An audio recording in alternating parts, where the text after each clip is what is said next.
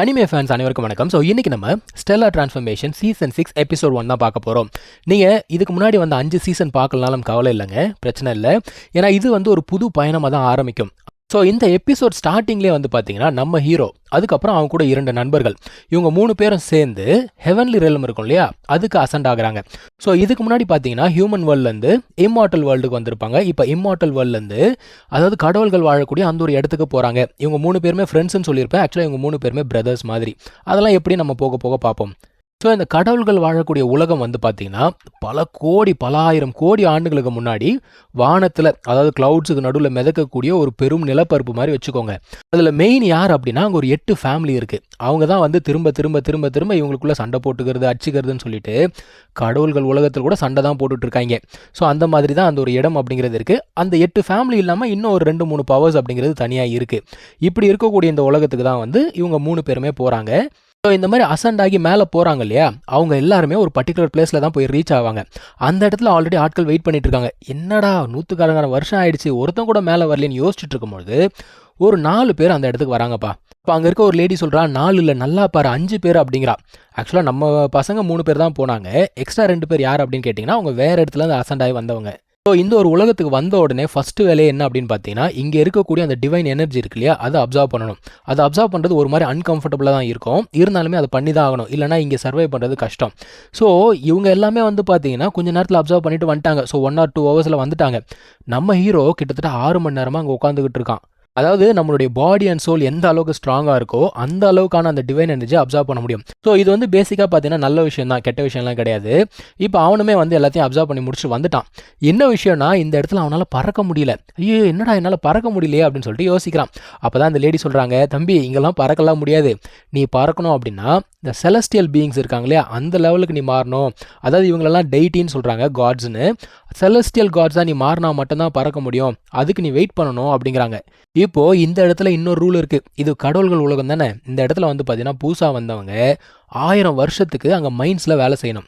அதுக்கு இவங்களுக்கு சம்பளம்லாம் எதுவும் கிடையாது, ஃப்ரீயாக தான் வேலை செய்யணும். இல்லை நான் வேலை செய்ய மாட்டேன் தப்பிச்சு போயிடுவேன்னு சொன்னால் அவங்க வேட்டையாடப்படுவார்கள். ஸோ இவங்க என்ன சொல்கிறாங்க, எந்த பிரச்சனையும் இல்லைங்க, 1000 வருஷம் தான் நான் பார்த்துக்கலாம் அப்படிங்கிறாங்க. இந்த ஒரு சீரீஸில் இந்த 400 வருஷம் 500 வருஷம் 1000 வருஷம்லாம் இப்படி போயிடும். ஸோ இந்த ஒரு வேர்ல்டில் வந்து பார்த்தீங்கன்னா இங்கே இருக்கக்கூடிய எனர்ஜி அப்படிங்கிறத டைரெக்டாக அப்சர்வ் பண்ண முடியாது. ஏன்னா அது ரொம்ப வைலண்ட்டாக இருக்கும். இங்கே ஸ்பிரிட் ஸ்டோன்ஸ் அப்படின்னு சொல்கிறாங்க, அதை யூஸ் பண்ணி தான் இவங்களால் கல்டிவேஷன் அப்படிங்கிறத பண்ண முடியும். அந்த ஸ்பிரிட் ஸ்டோன்ஸ் எடுக்கக்கூடிய இடம் தான் இந்த ஒரு மைன். ஸோ இந்த லேடி எல்லாத்தையுமே எக்ஸ்பிளைன் பண்ணிட்டே போகிறாங்க. இங்கே வந்து பார்த்தீங்கன்னா 2 டிவைட் பண்ணியிருக்காங்க. ஒன்று வந்து டெய்ட்டிஸ், இன்னொருத்தவங்க வந்து பார்த்தீங்கன்னா செலஸ்டியல் பீயிங்ஸ். டெய்ட்டிஸ் அப்படின்னா low level gods, celestial beings அப்படின்னு சொன்னால் அவங்கெல்லாம் ஹை லெவல் காட்ஸ். இந்த 2 கேட்டகரியில் கூட 3 லெவல்ஸ் அப்படிங்கிறது இருக்குது. அதாவது ஹையரு மிடில் லோயர்னு சொல்லிட்டு 2 கேட்டகரிலையுமே இருக்குது. ஸோ இவன் என்ன சொல்கிறா, நீங்கள் வந்து செலஸ்டியல் பீயிங்காக ஆகணும் அப்படின்னா கோல்டன் கோர் அப்படிங்கிறத ஃபார்ம் பண்ணணும். உங்கள் குரூப்லேயே ஒருத்தனுக்கு தான் அதுக்கான ஆப்பர்ச்சுனிட்டி இருக்குது அப்படின்னு சொல்லிட்டு நம்ம ஹீரோ காட்டுறாங்க. ஏன்னா அவன் வந்து பார்த்தீங்கன்னா ஆல்ரெடி கோல்டன் கோர் அப்படிங்கிறத ஃபார்ம் பண்ணியிருக்கான். ஸோ அவனுக்கு ரொம்ப ஈஸியாகவே இருக்கும். இப்போ இவங்க அந்த ஒரு இடத்துக்கு வந்து சேர்றாங்க. இங்கே தான் வந்து அந்த ஸ்டோன்ஸ் எல்லாம் கலெக்ட் பண்ணுவாங்க. ஒருத்தன் ஸ்டோன்ஸ் கொடுக்கறதுக்காக வந்திருக்கான். அவன் என்ன சொல்கிறான், என்கிட்ட ஸ்டோன்ஸ் கம்மியாக தான் இருக்குது, என்னால் கல்டிவேட் பண்ண முடியல, கொஞ்சம் ஸ்டோன்ஸ் கொடுங்க அப்படிங்கிறான். அவங்க என்ன சொல்கிறாங்க, தம்பி ரூல்னா ரூல் தான், நீ கல்டிவேட் பண்ணலான்னா அதுக்கு நான் என்ன பண்ண முடியும் அப்படிங்கிறாங்க. இப்போ இவங்கெல்லாம் அங்கே போய் நின்ன உடனே, நீங்களாம் புதுசாக வந்தவங்களா, இந்தாங்க உங்கள் டூல்ஸ் எல்லாம் வச்சுக்கோங்க, அதில் நம்பர் இருக்கும், அங்கே போய் மைனிங் பண்ணுங்கள், உங்களோட டார்கெட் இவ்வளோ, நீங்கள் அந்த டார்கெட் அச்சீவ் பண்ணல அப்படின்னா அடுத்த வருஷத்துக்கு அது ஆட் ஆகிட்டே போகும் அப்படிங்கிறாங்க. சரி ஓகேன்னு சொல்லிட்டு அந்த புதுசாக ஒரு 2 பேர் வந்தாங்க இல்லையா, அவங்க என்ன பண்ணுறாங்க, தனியாக போயிடுறாங்க. இவங்க 3 பேர் தனியாக போகிறாங்க. இப்போ இவங்க 3 பேர் நடந்து போயிட்டு இருக்கும்போது ஃபேன்னு சொல்லிட்டு ஒருத்தர் இருக்கான். அவன் வந்து லிட்டலாக மங்கி. அவன் என்ன தெரியுமா சொல்கிறான், என்னடா கடவுள் வாழக்கூடிய உலகத்துக்கு வந்தால் ஜாலியாக இருக்கலான்னு பார்த்தா கடுப்பாக இருக்கேடா அப்படிங்கிறான். அதான் நம்ம ஹீரோ சொல்கிறான், கடுப்பாக இருக்கா, நல்லா பாரு, உன் கையில் தோன்றதுக்கு ஒரு பொருள் கொடுத்தாங்களா, அது என்னென்னு எடுத்து பாரு அப்படிங்கிறான்.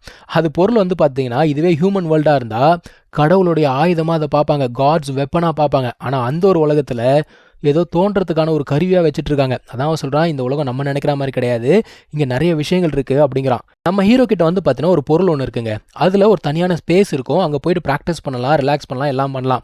அந்த ஒரு ஸ்பேஸ்க்குள்ளே 3 பேருமே போகிறாங்க. அந்த ஒரு பொருள் எப்படி வந்தது அப்படிங்கிறத நம்ம ஃபியூச்சரில் பார்ப்போம். அங்கே ஒரு தாத்தா ஒருத்தர் இருக்கார். இவர் வந்து பார்த்தீங்கன்னா மனுஷன் கிடையாது, இவர் ஒரு பப்பட். இவருக்கு இந்த டிவைன் வேர்ல்டை பற்றி எல்லா இன்ஃபர்மேஷனும் தெரியும். ஸோ இவர் என்ன சொல்லிட்டு இருக்காரு அப்படின்னா, இங்கே இருக்கிறதுலேயே வந்து டிவைன் பீப்புள் வந்து அந்த அளவுக்கு ஸ்ட்ராங் கிடையாது, செலஸ்டியல் பீப்புள் தான் ஸ்ட்ராங். இங்கே சிட்டிக்குள்ளே போனால் அங்கே இருக்கக்கூடிய எனர்ஜி வந்து பார்த்தீங்கன்னா டைரெக்டாக நம்ம அப்சர்வ் பண்ணிக்க முடியும். ஆனால் சிட்டிக்குள்ளே போகிறது அவ்வளோ ஈஸியான விஷயம் கிடையாது. சாதாரண பீப்புளால் உள்ளுக்குள்ளே போக முடியாது, அவ்வளோ காசு அப்படிங்கிறது தேவைப்படும். அப்படி சிட்டிக்குள்ளே போக முடியலனா வெளியில் இருக்கக்கூடிய எனர்ஜி வந்து பயங்கர வைலண்ட்டாக இருக்கும். அதை ஹேண்டில் பண்ணுறது ரொம்ப கஷ்டம். அது பத்தாததுக்கு ஏகப்பட்ட பீஸ்ட் வேறு இருக்கும். இதுக்கு மேலே திருட்டு பசங்க வேறு ஏகப்பட்ட பேர் இருக்காங்க. ஸோ சிட்டிக்குள்ளே போகிறது தான் ஒரே ஆப்ஷன். அதுக்கு ஸ்ட்ரென்த்து ரொம்ப முக்கியம் அப்படின்னு சொல்லிட்டு இருக்காரு. இந்த தாத்தா பப்பட் இருக்கார் இல்லையா, இவருக்கு இதுக்கு முன்னாடி ஒரு மாஸ்டர் இருந்தார். இப்போ அந்த மாஸ்டர் வந்து நம்ம ஹீரோவை அடுத்த வாரிசாக செலக்ட் பண்ணி அவருடைய மொத்த ஒர்க்குமே நம்ம ஹீரோ கிட்ட கொடுத்துட்டு போயிட்டாரு. அவர் வந்து பார்த்தீங்கன்னா டிவைன் வெப்பன்ஸ் எல்லாம் செய்யக்கூடிய ஒருத்தர் அப்படிங்கிறதுனால கடவுளுடைய உலகத்தில் அவருக்குன்னு தனியான மரியாதையே இருக்கு. காட்ஸ் வேர்ல்ட்ல காட் கிங்னு சொல்லுவாங்க. அந்த காட் கிங்கே வந்தா கூட இவர் வந்து யாருக்குமே தலை குனிய வேண்டிய அவசியமே கிடையாது. அப்போ எந்த அளவுக்கு இருக்காரு பாருங்க. இப்போ நம்ம ஹீரோக்கு வந்து பார்த்தீங்கன்னா அந்த மாதிரி ஆகணும்னு தான் ஆசை. அவனா சொல்றான், நான் போய் ப்ராக்டிஸ் பண்ண போறேன் அப்படிங்கிறான். மற்ற 2 பேரும் என்ன சொல்றாங்க, ஆமா நானும் போய் ப்ராக்டிஸ் பண்ண போறேன், மைனிங் எல்லாம் பண்ண முடியாது அப்படிங்கிறாங்க. இவனுங்க என்ன சொல்றானுங்க, அந்த தாத்தா இருக்கார்ல அவர்கிட்ட சொல்லி எங்களுக்கு தேவையான ஸ்டோன்ஸை ரெடி பண்ணுங்க அப்படின்றானுங்க. ஸோ இவனுங்க மைனிங் பண்ண மாட்டானுங்க. ஸோ நம்ம ஹீரோ என்ன பண்றான், மற்ற 2 பேருக்கு பவர்ஃபுல் வெப்பன்ஸ் அப்படிங்கிறத கொடுக்குறான்ப்பா. இந்த வெப்பன்ஸ் யார் கொடுத்தது அப்படின்னா, நான் சொன்னலையே ஒரு மாஸ்டர், அவர் தான் வந்து நம்ம ஹீரோக்கு கொடுத்தாரு. இதை இவன் என்ன பண்றான், ஃப்ரெண்ட்ஸுக்கு கொடுக்குறான். அதான் அவர் கேட்குறாரு, எப்பா இது வந்து மாஸ்டர் உனக்கு கொடுத்தது, நீ எடுத்து கொடுக்குறியா அப்படிங்கிறப்போ இவன் என்ன சொல்கிறான், நீங்கள் சொல்கிறதெல்லாம் கரெக்டு தான், ஆனால் அவங்க வந்து சாதாரண ஆட்கள் கிடையாது, என்னுடைய பிரதர்ஸ் அவங்க. ஸோ அவங்களுக்கு நான் கொடுக்கறதுல எந்த பிரச்சனையும் கிடையாதுன்னு சொல்லிட்டு அந்த மங்கிக்கு ஒரு போட் அப்படிங்கிறத கொடுக்குறான். அது வந்து பயங்கர வேகமாக போகும். மங்கிக்கு வந்து பார்த்தீங்கன்னா ஸ்பீட் அப்படிங்கிறது கம்மியாக இருக்குது. ஸோ அதனால் அதுக்கு அந்த போட்டையும் இன்னொருத்தனுக்கு வந்து பார்த்தீங்கன்னா க்ளவுஸ் அப்படிங்கிறத கொடுக்குறான். இவன் கிட்ட வந்து பார்த்தீங்கன்னா காட் லாக்கிங் டவர்னு சொல்லிட்டு ஒரு பக்கோடா பில்டிங் மாதிரி இருக்குது. அதை இவன் யூஸ் பண்ணிக்கிறான். இப்போ நம்ம ஹீரோ என்ன பண்ணுறான் அப்படின்னு பார்த்தீங்கன்னா ப்ராக்டிஸ் பண்ண போகிறான். என்ன ப்ராக்டிஸ் பண்ணணும்னா, நான் சொன்னேன் இல்லையா அவனுக்கு வந்து வெப்பன்ஸ் அப்படிங்கிறத ரிஃபைன் பண்ணணும்னு. அவன் வெப்பன்ஸை ரிஃபைன் பண்ணணும் அப்படின்னா முதல்ல அவன் வந்து ஃபார்மேஷன்ஸ் அப்படிங்கிறத கற்றுக்கணும். ஸோ ஃபார்மேஷன்ஸ்னால் வேறு ஒன்றும் கிடையாது, ட்ராப் பண்ணுவாங்க பார்த்தீங்களா, மேஜிக்கல் ஃபார்மேஷன்ஸ் போட்டு அது எல்லாத்தையுமே அவன் கற்றுக்கணும். ஃபார்மேஷனில் வந்து பார்த்தீங்கன்னா ஏகப்பட்ட ஃபார்மேஷன்ஸ் இருக்குது. இல்யூஷன் ஃபார்மேஷன் இருக்குது, ட்ராப் ஃபார்மேஷன் இருக்குது, அது பத்தாததுக்கு கில்லிங் ஃபார்மேஷன் அப்படிங்கிறது இருக்குது. ஸோ ஏகப்பட்ட ஃபார்மேஷன்ஸ் இருக்குது. அதில் ஏகப்பட்ட லெவல்ஸ் அப்படிங்கிறது இருக்குது. இவன் கிட்டத்தட்ட வந்து பார்த்தீங்கன்னா 900 ஸ்க்ரால்ஸோ என்னமோ இருக்குது. அது எல்லாத்தையுமே அவன் படிக்கணும். ஸோ இவன் இங்கே எத்தனை வருஷம் தெரியுமா ஸ்பெண்ட் பண்ணியிருக்கான், கிட்டத்தட்ட 600 வருஷம் ஸ்பெண்ட் பண்ணியிருக்கான். இப்போது இவனுடைய தவணை அப்படிங்கிறத பே பண்ண வேண்டிய டைம் வந்துடுச்சு. இவன் கிளம்பி போகிறான்ப்பா. 3 பேரும் போகிறாங்க. அப்போ இன்னும் 2 பேர் வந்தாங்க இல்லையா, அவங்கள மீட் பண்ணுறான். இதில் விஷயம் என்ன அப்படின்னு கேட்டிங்கன்னா, இவங்க இந்த ஒரு 1000 வருஷம் இங்கே இருக்கணும் இல்லையா, அதுக்கப்புறம் இவங்களுக்குன்னு ஒரு தனித்தனி வில்லேஜ் அப்படிங்கிறத அலோகேட் பண்ணுவாங்களாம். உங்களுக்கு எந்த வில்லேஜ் அலோகேட் ஆகும்னு சொன்னாங்களா அப்படின்னு சொல்லிட்டு இவன் கேட்குறான். இல்லைனா ஏடா கூடமா ஏதாவது ஒரு வில்லேஜில் போட்டுருவாங்க, அங்கே இருக்கக்கூடிய எனர்ஜிலாம் ரொம்ப வைலண்ட்டாக இருக்கும், பத்தாவதுக்கு திருடன் வேற இருப்பான், ஸோ ஜாக்கிரதையாக இருங்கன்னு சொல்லிட்டு இருக்காரு. இப்போ என்ன ஆகுது, அங்கே மைனிங் பண்ணிட்டு இருந்தவங்க எல்லாம் ஓட ஆரம்பிக்கிறாங்க. என்னடா அப்படின்னு பார்த்தா அண்டர் கிரவுண்ட்லேருந்து ஒரு டிராகன் கிங் மேலே வந்துருச்சாம்பா. இது பயங்கர ஸ்ட்ராங்காக இருக்குது, இது கூடலாம் சண்டை போட்டு நம்மளால் ஜெயிக்க முடியாது, இங்கேருந்து ஓடுங்கடா அப்படின்னு சொல்லிட்டு எல்லாருமே ஓடிக்கிட்டு இருக்காங்க. எல்லாருமே ஓடினா கூட இந்த 3 பேர் ஓடுவாங்களா, இவங்களுக்கு கொஞ்சம் திமிர் அதிகம். இவனுக்கு என்ன சொல்கிறானுங்க, இந்த ஒரு ஆப்பர்ச்சுனிட்டி யூஸ் பண்ணி நம்ம ப்ராக்டிஸ் பண்ணலாம் அப்படிங்கிறாங்க. ஸோ ஒருத்தர் என்ன பண்ணுறான், நான் பார்த்துக்கிறேன் அப்படின்னு சொல்லிட்டு போய் சண்டை போட ஆரம்பிக்கிறான். அப்போது அந்த குரங்கு இருக்குல்ல, அது வந்து கிண்டல் பண்ணுது. என்னடா ஆப்பனண்ட்டை அண்டர் எஸ்டிமேட் பண்ணிட்ட போல தெரியுதே அப்படின்னு சொல்லிட்டு கிண்டல் பண்ணுது.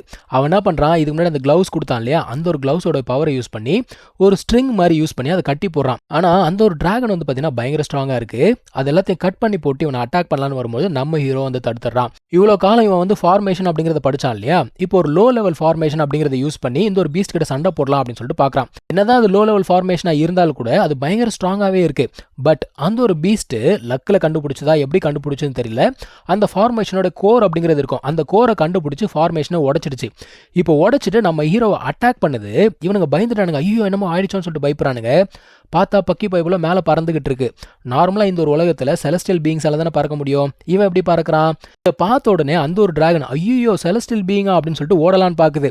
ஆனால் இவன் என்ன பண்ணுறான், ஒரு காட் லாக்கிங் டவர்னு ஒன்று இருக்கு, அதை யூஸ் பண்ணி இந்த ஒரு டிராகனை அதில் அடைச்சிடறான்ப்பா. இப்போ இவங்க கீழே இறங்கி வந்த உடனே அவனுங்க கேட்குறானுங்க, உன்னால் எப்படி பறக்க முடிஞ்சது அப்படின்னு சொல்லிட்டு கேட்குறானுங்க. இவனோட உடம்புக்குள்ள வந்து பார்த்தீங்கன்னா மீட்டியர் ட்ராப்னு சொல்லிட்டு ஒரு ஸ்டோன் ஒன்று இருக்குது, அதில் இருந்து ஹெவன்லி எனர்ஜி அப்படிங்கிறது வருது. ஸோ கொஞ்ச நேரத்துக்கு இவனால் வந்து பார்த்தீங்கன்னா பறக்க முடியுது. சரி ஓகே நம்ம இங்கேருந்து கிளம்பலாம் அப்படின்னு பார்க்கும்பொழுது இந்த இடத்தோட இன்சார்ஜ் இருக்காங்களே அவங்கெல்லாம் வர ஆரம்பிச்சிட்டாங்க. ஏன்னா ஆல்ரெடி ஒருத்தவங்க போய் இன்ஃபார்ம் பண்ணியிருப்பாங்க, ஒரு டிராகன் ஒன்று அட்டகாசம் பண்ணிக்கிட்டு இருக்கு, ஒரு சில பேர் சண்டை போட்டுட்டு இருக்காங்க அப்படின்னு சொல்லிட்டு இன்ஃபார்ம் பண்ணிட்டு இருப்பாங்க. ஸோ அவனுங்க இந்த இடத்துக்கு வரானுங்க. இங்கே யாரோ சண்டை போட்டுட்டு இருந்தாங்களே பார்த்தீங்களா அப்படின்னு சொல்லிட்டு கேட்குறானுங்க. இங்கே தான் வந்து பார்த்தீங்கன்னா இந்த ஒரு எபிசோட் அப்படிங்கிறது முடியுது. நம்ம அடுத்த எபிசோடில் மீட் பண்ணலாம். தேங்க்யூ ஸோ மச் ஃபார் வாட்சிங். Take care. பை.